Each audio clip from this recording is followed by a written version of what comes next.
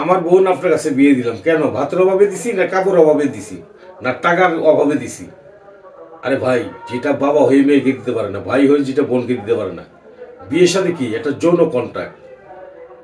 আমি যখন সারা এলাকা খুঁজে একটা ছেলে পাইলাম, এটা আপনার।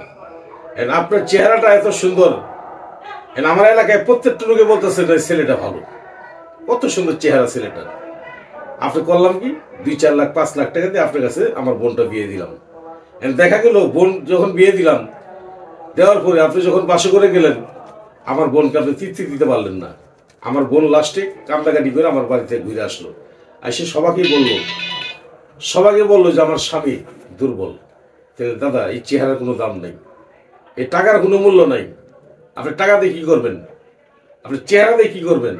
আমি আপনাকে অনুরোধ করলাম, যারা এই সমস্যা থেকে আপনি সমস্যায় আছেন, দয়া করে একটু কষ্ট করে জামালপুর রেল স্টেশন, আমি মোহাম্মদ বেলাল কবিরাজ, আমার সাথে যোগাযোগ করবেন। সম্পূর্ণ স্থায়ী চিকিৎসা, কোনো ওয়ান টাইম না, কোনো কেমিক্যাল না। এই সমস্ত যারা খাইছেন তারা লাইফ শেষ। আমি অনুরোধ করলাম আপনাকে একটু আসেন, আমার সাথে পরামর্শ নেন, আলাপ আলোচনা করেন।